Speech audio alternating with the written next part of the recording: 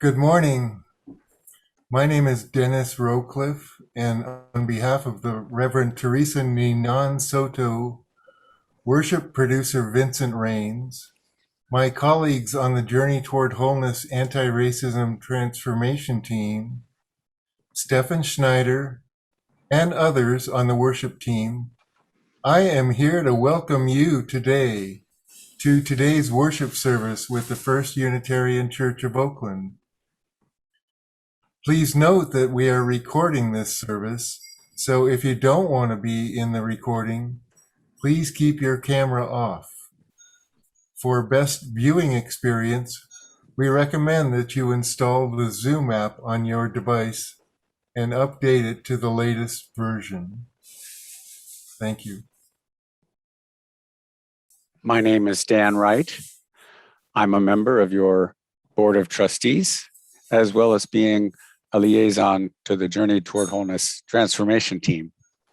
We're very glad you're here. We are an intentionally multi-generational, multiracial, multicultural, inclusive, and anti-oppressive religious community. You are welcome here. We invite you to fill out the guest connection card you'll see in the chat. We want to be able to support your exploration of what's available in our community that interests you and how you might participate. Again, welcome. I also get to review just a couple of reminders. First off, it's first Sunday of the month, and after service today at 11:45 a.m., we have our first Sunday anti-racism discussion and practice. Racial identity is not shaped in a neutral environment. As people of faith on a spiritual journey toward wholeness, we gather to understand the dynamics of racial identity and to overcome barriers and oppression created by institutional, individual, and cultural forms of racism. Caucusing provides supportive space. All are invited. Later this month, there are two other meetings of note. The September UUO Club meets on Thursday, September 23rd at 8:30 p.m. And the Pacific Western Region Women and Religion Group is having a virtual retreat on Saturday, September 25th. Please check the Chalice Chatter for further information on those events. If you're not yet receiving the Chalice Chatter email newsletter, you may email yesplease@uuoakland.org to request that. And now, please remain mute while we light our chalice. Good morning. Esta mañana, a la vez fortuita y destrozada, encendimos este cáliz y nos encontramos tras espacio para dedicarnos al propuesto que somos más juntos, capaz de imaginar futuros de paz, listos por la casa de amor y su gemela, la liberación. This morning, at the same time fortunate and devastated, we light this chalice and we find one another across space to dedicate ourselves to the proposition that we are more able to imagine futures of peace, rise for the cause of love and her twin liberation.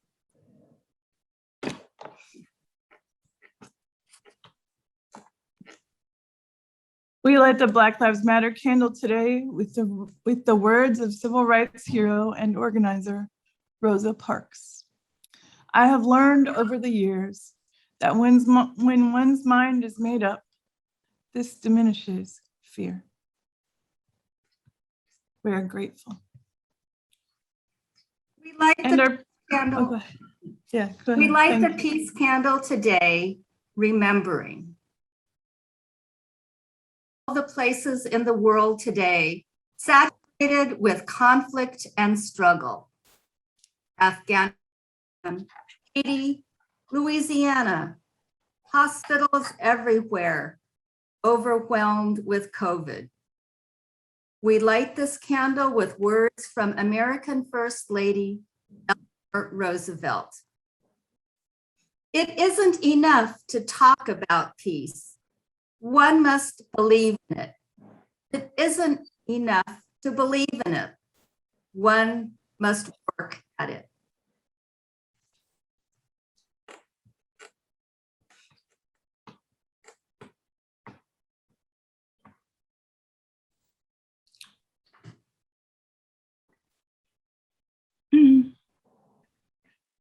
Okay, now we will unmute our microphones and greet our neighbors. So turn on your video and let's see everybody.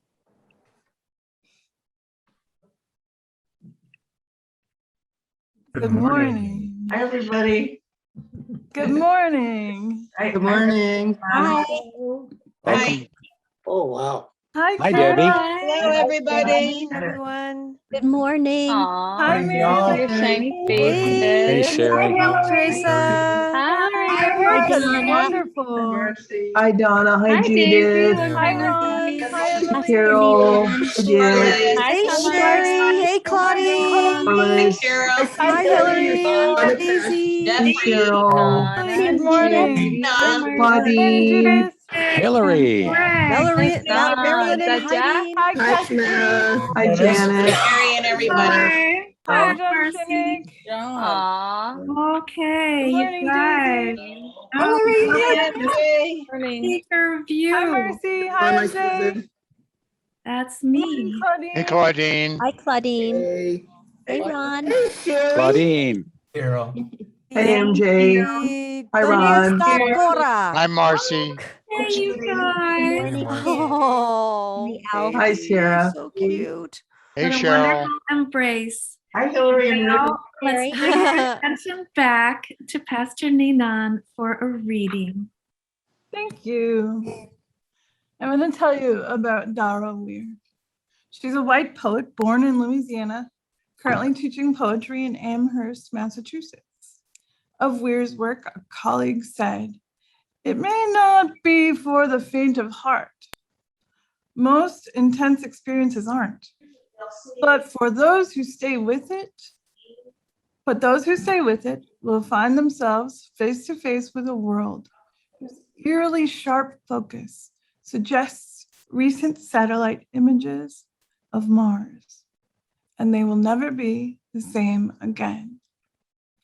Which I share with you to invite you to listen for a central image and a big feeling in these lines. Thank you, Janet. Oh, I'm sorry, it might be Donna. Thank you, Donna. The Pressure of the Moment by Dara Weir. The pressure of the moment can cause someone to kill someone or something. The leniency of consideration might treat with more kindness, which is to be desired, or at least often to be desired. But if my house is on fire and you notice, I wish you would kill that fire. But if my hair is on fire, well, I'm sure you'll be enjoying the spectacle of it. Act quickly or don't act at all. But if a sudden jarring of us all out of existence is imminent, do something. What we're going to do today is talk about a lot of things at once. That's why at a few different points, I'll ask you to listen for a specific thing. So if my hair is on fire, right? What we'll be seeing in the story is a person who is trying to build something. And as we talk about the problems of the world today, what you'll notice is that we need to think of them in a big, expansive way. When you hear the story of the girl building something, I want you to think about building in your heart, in your family, in your community, in your congregation, in Oakland, and the world. So that's how this is going to link together to the other pieces we're holding. So part of what's going to connect it is the way that you listen. Ready? Let's do it up. Hi, everyone. I'm the Reverend Cassandra Hartley. Today, we're talking about how we cope with this very uncertain time, how we do hard things, and how we do things in new ways that we never imagined before. And so I want to share a story about a little girl who was facing a big challenge of her own, and how she learned to overcome that challenge with the help of a good friend and some perseverance. The book is called The Most Magnificent Thing. This is a regular girl and her best friend in the whole wide world. They do all kinds of things together. They race, they eat, they explore, they relax. She makes things. He unmakes things. One day, the girl has a wonderful idea. She is going to make the most magnificent thing. She knows just how it will look. She knows just how it will work. All she has to do is make it, and she makes things all the time. Easy peasy. First, she hires an assistant. Next, they gather their supplies. They set up somewhere out of the way and get to work. The girl tinkers and hammers and measures, while her assistant pounces and growls and chews. When she is finished, she steps back to admire her work. She walks around one side. Her assistant examines the other side. It doesn't look right. Her assistant picks it up and gives it a shake. It doesn't feel right either. They are shocked to discover that the thing isn't magnificent, or good, or even kind of sort of okay. It is all wrong. The girl tosses it aside and gives it another go. She smooths and wrenches and fiddles. Her assistant circles and tugs and wags. When she is finished, she stands up and takes a long look at it. Her assistant gives it a nudge with his paw. The thing is still wrong. She decides to try again. The girl saws and glues and adjusts. She stands and examines and stares. She twists and tweaks and fastens. She fixes and straightens and studies. She tries all different ways to make it better. She makes it square. She makes it round. She gives it legs. She adds antenna. She makes it fuzzy. She makes it long, short, rough, smooth, big, small. One even smells like stinky cheese, but none of them are magnificent. Her hard work attracts a few admirers, but they don't understand. They can't see the magnificent thing she has in her mind. She gets mad. The angrier she gets, the faster she works. She smashes pieces into shapes. She jams parts together. She pummels the little bits in. Her hands feel too big to work, and her brain is too full of all the not right things. If only the thing would just work! Crunch! The pain starts in her finger. It rushes up to her brain, and she explodes! It is not her finest moment. I'm no good at this, she says. I quit. Her assistant suggests a walk. It's not much help at first. But before long, she starts to feel different. Bit by bit, the mad gets pushed out of her head. As they stroll along, she comes across the first wrong thing she made. The bad feelings are about to start all over again. Then she notices something surprising. There are some parts of the wrong things that are really quite right. The bolts on one, the shape of another, the wheel-to-seat ratio of the next. There are all sorts of parts that she likes. By the time she reaches the end of the trail, she finally knows how to make the thing magnificent. She gets to work. She works carefully and slowly, tinkering, hammering, twisting, fiddling, gluing, painting. Her assistant makes sure that there are no distractions. This is the perfect thing to ward off bears. This will stop that leak. This one's all wet. The afternoon fades into evening. Finally, she finishes. She alerts her assistant. The pair take a good long look. It leans a little to the left, and it's a bit heavier than expected.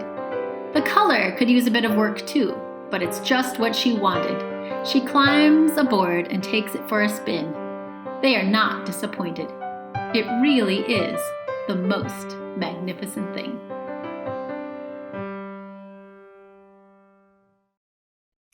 Next, we'll be singing. We give thanks, 10:10. So please stay muted and follow along with the video. Oh, we give thanks for this precious day. We're all gathered here from far away for the time we share with love and care. Oh, we give thanks for this precious day. Oh, we give thanks for this precious day. We're all gathered here from far away for the time we share with love and care. Oh, we give thanks for this precious day.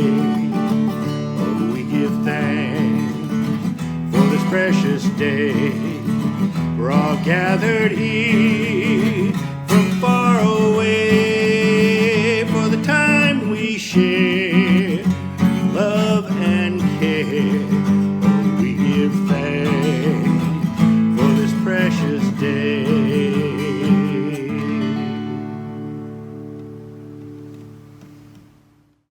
Thank you for that beautiful music, Stefan. This morning, I'm going to share a reflection with you. It's called Forget Your Perfect Offering. Good morning, beloveds. My name is Janet McFarland. I'm a member of the Journey Toward Wholeness Transformation team, and I'm feeling a little tender this morning, maybe even a little weepy. We'll see. On Friday, I had an unexpected conversation with a mentor from long ago. It was on a weekly Zoom call she hosts called Answering the Call of Our Times. On it, she creates a community by spontaneously coaching individuals from around the world who are needing new insight to move their vision forward. For example, on one call, she coached a young man who had taken himself to a village in South America. He wanted to teach the villagers an innovative building technology. The villagers were not receptive. She suggested he work alongside them on one of their projects, and then maybe mention that he had something he was working on and could use a little help. She thinks out of the box. During our conversation, she suddenly recognized me, and something happened, people. Right there on Zoom with 100 little boxes holding strangers looking on. The stories we each had held about our relationship for more than 20 years cracked open, and suddenly we were in deep together.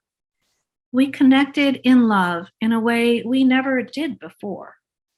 We were both weeping. She suddenly saw that I had received the wisdom she had tried to give me, although she didn't see it at the time. She saw that her work, her offering, had not been in vain, that it was still working in me. She let the love in. She let my love in. She let herself feel love for me, and I received her love. Like the Velveteen Rabbit, I became more real. We felt held and loved by many in those little boxes. It was a miracle. I'm still having ripple effects from that encounter. I bring it to you fresh, not fully processed or integrated. I offer it to you as it is, not perfect. Who am I to offer you anything? Today, I am the one who is willing to offer the unique gift only I have to give, myself. imperfectly, to give it to you, you who may or may not want it, who may or may not get it, or who may get something I never intended. I hope it is meaningful to you. I hope it lets you see me and feel me and become more deeply connected to me. Who am I to offer you love? I am the one who is willing right now, this minute, to offer and to ask. I need your love and care every day. And here we are in these little boxes, still needing one another's love. The love that changes everything if we let it in.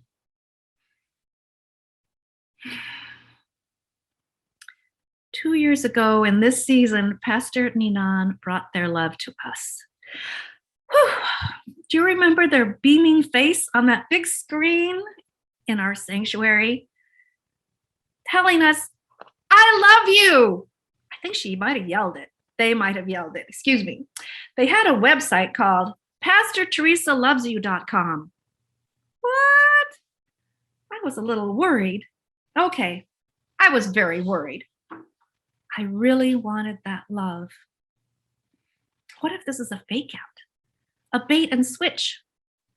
What if one day they sat me down and said, well, I didn't mean you, Janet. You're not a person I can love. Or possibly, my idea of love is finding a new and trickier way to make you wrong. I might have mentioned before that trust is not one of my strong points. And then they said, and we have a lot of work to do, but we'll do it together. You'll see. It will be okay.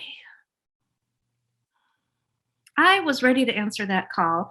I had recently retired and was ready to put my spiritual life first ahead of everything else.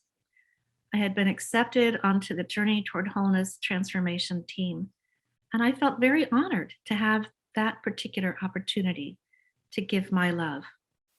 Or maybe I thought it was my opportunity to make things right. I have a strong desire to make things right, to come to wholeness, to heal all the cracks.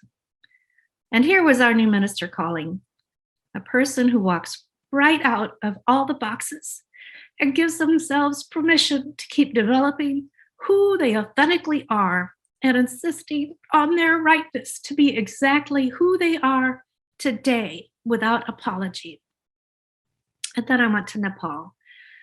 Whew, and when I returned, COVID, Zoom, shut down. I went to Nepal to stop my personal world, to reset it in a new direction. I need to be careful, more careful about what I wish for people. I didn't mean to create a worldwide pandemic and get everybody to shut down with me, but it worked. We're all on a huge reset. But how is spiritual work to get done in these little boxes? How can we connect in that deep, soul-satisfying way that nurtures us?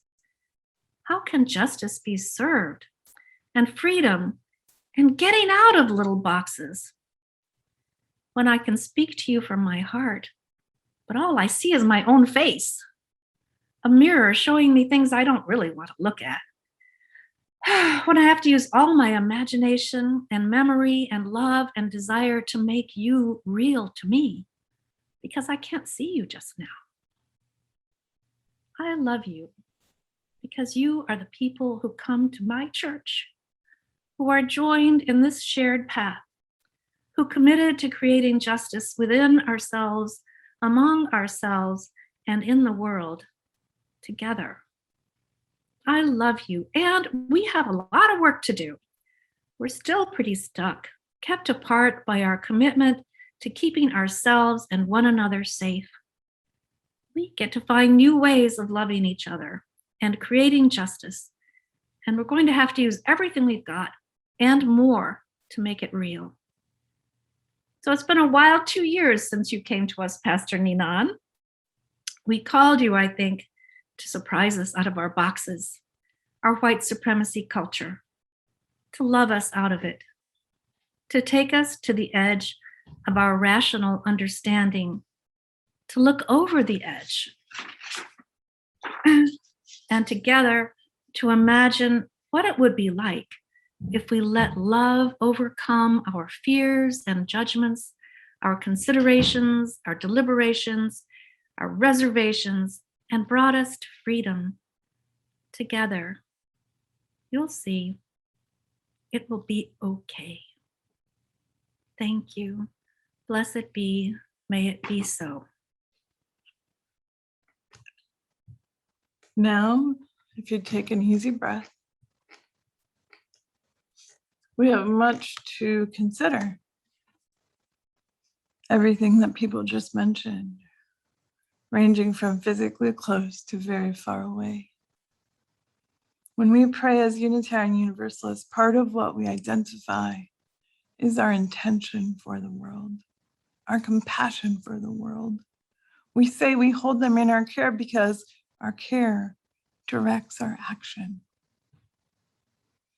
And in this way, we lift to the spirit that connects us, acknowledgement that we have needs and we have gifts. We lift our voices to express sorrow, but also thanks, grief, but also praise. In the things we are holding, there are many requests for care. And they include so much about who and what we are.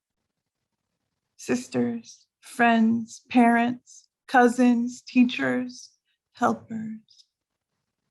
And for all these people and all these needs, we have an intention of life and joy and support.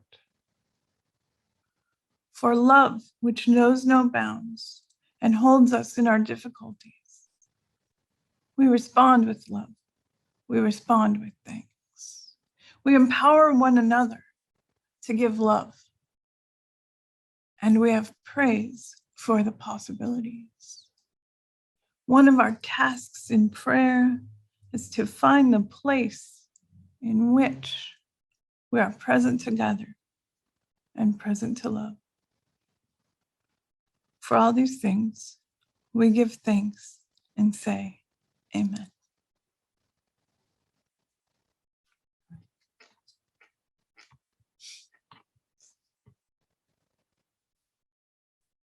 In just a moment, we'll have another song, All Night, All Day, with the Crescendo Choir.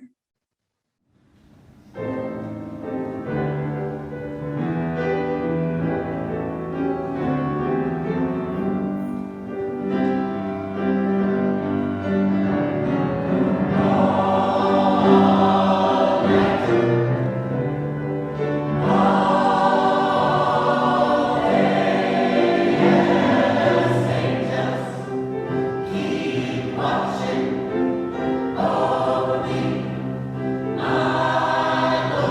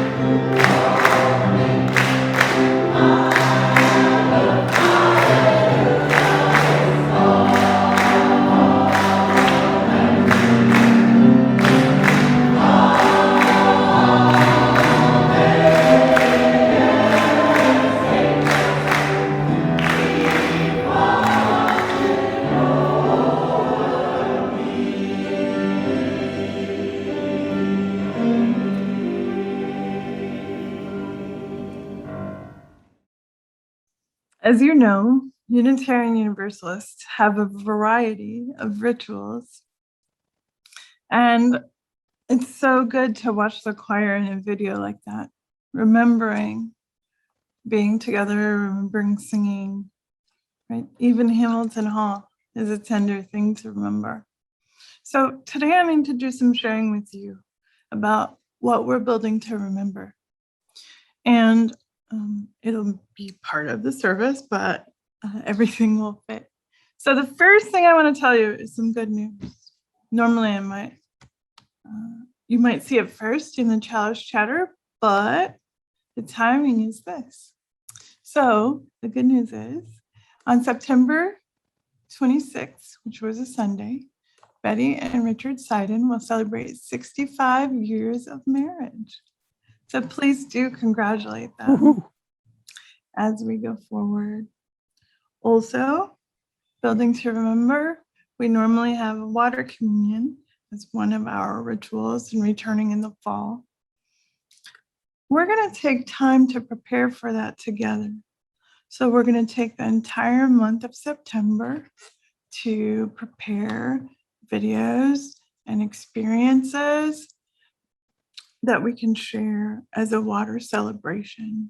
And just a side note, the word communion is sometimes tender to use in Unitarian Universalist community because it's just a very specific context, which not everyone shares.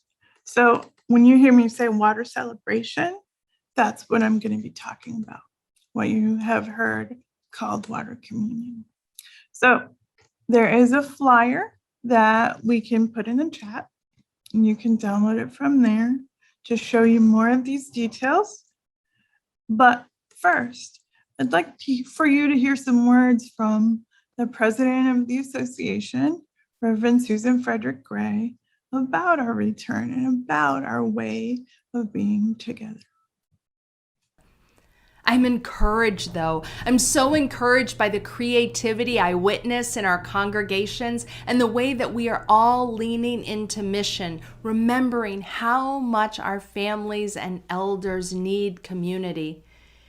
It's important to think outside the box and to experiment with ways of gathering, both virtually and in person, that are meaningful and that attend to safety. In this time of ingathering, this season of new beginnings, care, kindness, and patience for ourselves and others are needed in abundance. Remember to prioritize the values of inclusion and consent, centering those most at risk, and to follow the science and be flexible in making plans and changing them when needed. At its core, ingathering is a ritual that celebrates the value and the meaning of religious community, the ways that we are held by a wider circle of love and care. I invite you to take a moment to be present to your body, and the physical space in which you are present. Be open to the emotions that you carry in your spirit. And remember that you are not alone. We belong to each other. And even when we are apart, we are held by a greater love. We are held by a religious community and by people that comfort us and care for us and remind us of our connection to the larger interdependent web of which we are all a part. May we be grateful for the unseen but very real threads of compassion and strength, care and intention that surround us. There is great healing and sustaining power in our faith, and our work is to make these manifest in ourselves and in our communities, even if how we do this looks and continues to look differently than it did before. Our ministry is life-saving. when it is responsive to our realities, helping all of us navigate these unprecedented and very precarious times. Thank you for being a part of this faith and for your commitment to your UU congregation. We will get through this together, caring for one another and being held by the larger embrace of abiding love. I send you my blessings to you and your loved ones and your families and to your communities. My love and care to each and every one of you. Blessed be. That's the context. All of our Unitarian Universalists are struggling in the same way. And so as I ask you to review this information, the big picture is we'll be making videos where we pour water and share blessings. And so I want you to keep that information or ask for it to be sent to you by email. If you email me, I'll reply with it, and it'll remind you what the time period is, what the blessing is, and we'll have chances when you can attend group Zoom that will allow you to be recorded with others so you don't have to handle the technical piece. And we're going to take the month of September to prepare for that. And then in October, have our water celebration. So this is your introduction, and please do form your questions and get ready. And thank you so much. So I would like to reflect with you now. And as you know, the name of the service is the Heart's Matrix. What does that even mean? Well, in this particular case, it means the substance that is holding. So what does your heart hold as its most integral element?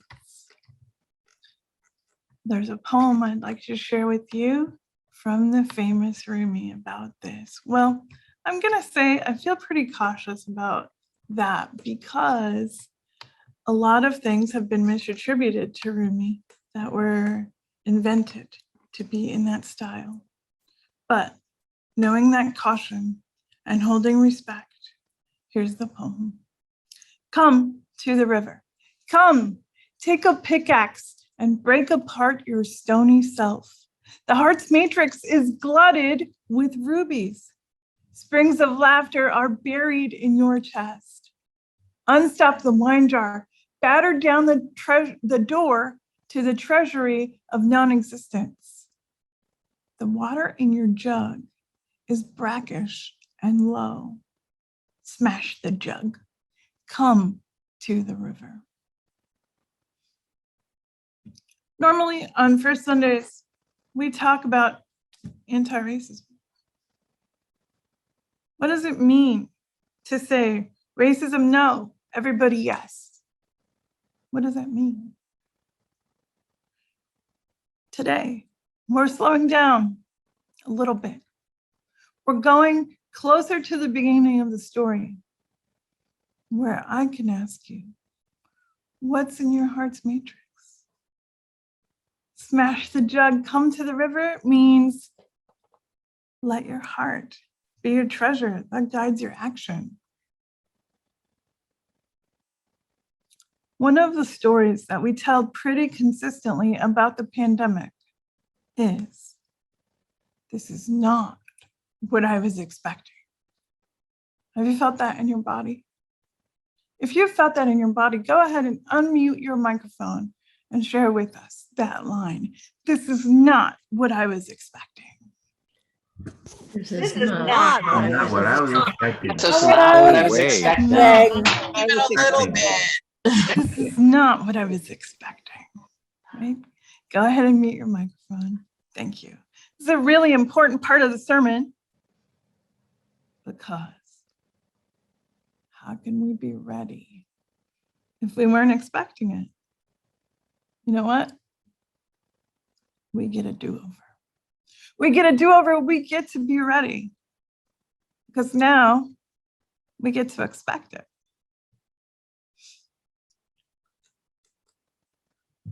Part of the idea that inside your heart are these rubies, these gems of your core and your existence, is the unfortunate fact that gems are created by pressure. And there's a lot we could say about this pressure that we weren't expecting. But instead, I want to tell you a story from Shakir Amr. He was detained in Guantanamo Bay for 14 years and never charged with any crime. Do you remember that I told you earlier that the thing that would connect the experience of this service is the way you listen? It's true again. I'd like to share what Shakir shared about his experience. And if you don't open the gate to your heart, if you don't smash the jug, it's going to sound like a story that doesn't have a point. Do you get that? It's a little tricky. But let's do it up. He said, I ended up making friends with all kinds of creatures. One of them is the ants because they were beautiful. The way they were doing things and all that, I never knew how much time I could spend with them. I started watching them. I started learning the different ants, the different colors, the different ways of doing things. It was beautiful because I learned so much. They became so friendly with me that I do believe that animals, insects of all kinds, they do realize us. They do know us. They know the differences between us. But we don't know the differences between them because they are ants. But they knew me as me because I used to feed them 3 times a day, put food for them at certain times, and they didn't bother me. One time, they opened a hole next to my head. I used to sleep on the floor, and they opened a small hole next to my head to cut the journey short. I didn't like it because when they came through that hole, sometimes they would go above my face and they would wake me up. Shakir says he didn't know what to do. He didn't want them to wake him up, so he went and touched his saliva and put it in the hole.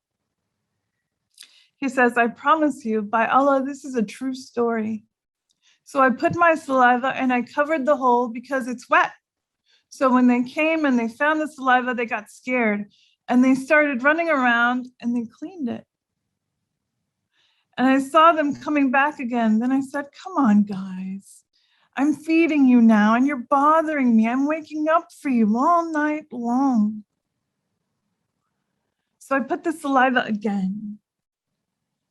Same thing happened. They ran away. Like, wow, man, these guys don't want to give up. The third day when I did it, you know what they did? They sealed it. They sealed the hole. By Allah, they sealed it. They brought little pieces of rusted metals and things, and they sealed it. They shoved it in there. And I was like, wow, man. They know that I don't want them in there because they bother me. And that's one of the things that kept me going. I had some creatures to watch to give me time. In the 27th chapter of the Quran, the chapter of the ants, Allah describes how an ant sensed the coming of the Prophet Solomon, peace be upon him, and his soldiers, also shoulders probably. Here's the verse. Until when they came upon the valley of the ants, an ant said, O ants, enter your dwellings, that you be not crushed by Solomon and his soldiers, while they perceive you not.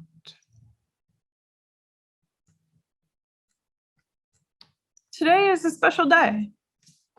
It's a special day because on this day, in 2016, I was ordained to Unitarian Universalist ministry. And then we remember what we mean to build. We remember that day. We remember choosing one another sometime after that. But there are things you cannot remember because you do not know them. You cannot remember that I have sought this moment since I was 4 years old. That I am joyful to be with you because of what is possible. Because even when it's not what we were expecting, more is possible.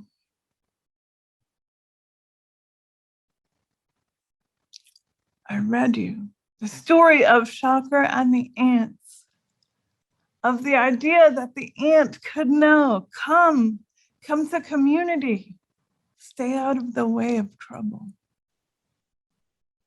Not because the stories themselves reveal something, but in the way of us leaning into all the wisdom that's available. The idea that an ant can teach us relationship can remind us of what we're trying to build, those relationships with one another. What does it mean to be anti-racist and pro-everybody?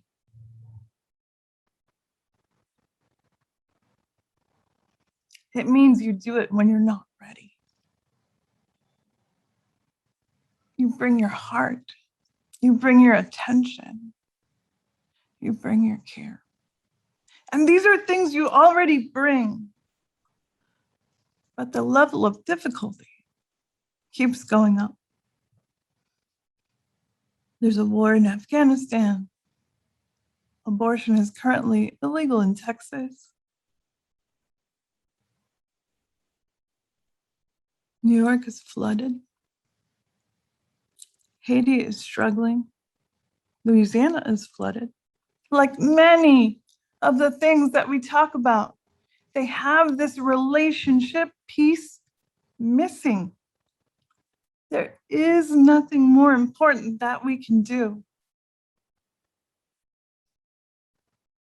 I'm going to wrap up here and invite you to First Sunday, if you're available.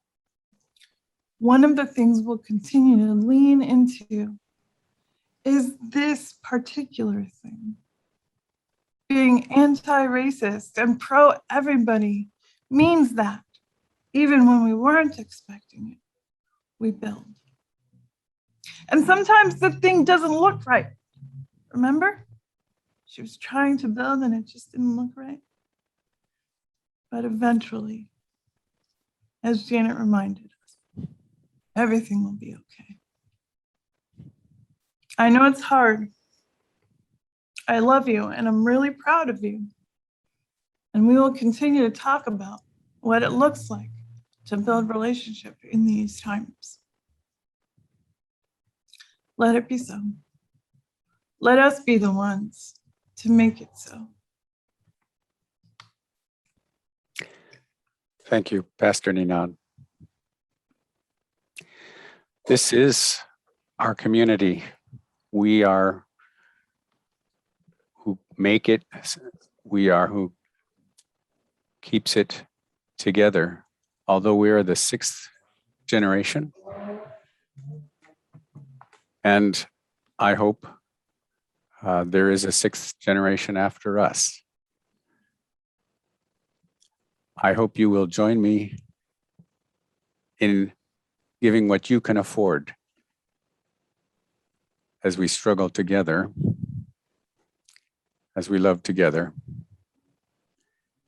with your monetary gifts to keep our virtual and physical doors ready for the next person who needs this message. We're going to give you approximately 90 seconds right now to do that while music plays.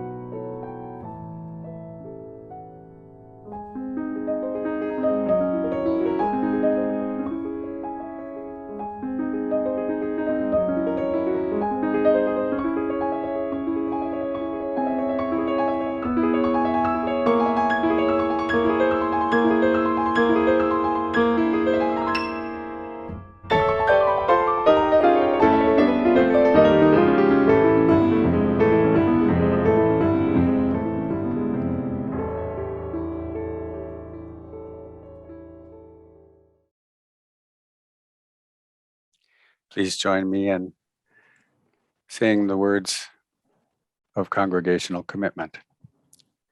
To the work of the church, which is weaving a tapestry of love we call community, we dedicate ourselves and these our offerings.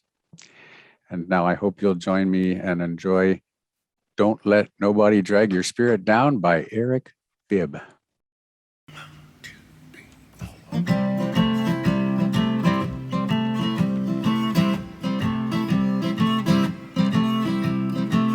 You might slip, you might slide, you might stumble and fall by the roadside. Well, don't you ever let nobody drag your spirit down. We'll be walking up to heaven, don't let nobody turn you around. Walk with the rich, walk with the poor. Learn from each other, that's what love is for. Don't you let nobody drag your spirit down. We'll be walking up to heaven, don't let nobody turn you around. Well, don't you let nobody drag your spirit down. Let nobody drag your spirit down. Don't you let nobody drag your spirit down. You'll be walking up to heaven, don't let nobody turn you around. Some say yes, some say no. Some want to say which way the wind will blow. Don't you let nobody drag your spirit down. We'll be walking up to heaven, don't let nobody turn you around. Sing along with me if you can. Well, don't you let nobody drag your spirit down. Let nobody drag your spirit down. Don't you let nobody drag your spirit down. We'll be walking up to heaven, don't let nobody turn you around. One more time. Well, don't you let nobody drag your spirit down. Let nobody drag your spirit down. Let nobody drag your spirit down. We're walking up to heaven, don't let nobody turn you around.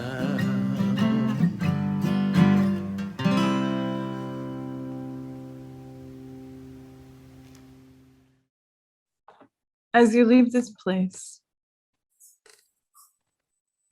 it is unfortunate that you may encounter some things that you were not expecting. As you leave this place, I give you the blessing of care, the blessing of readiness, the blessing of flexibility. Because although pressure may make a gem, we are only made of meat. We go out into our life with care and love and this special knowledge that we may see the tenderness of others. For all these things, we give thanks and we say, Amen.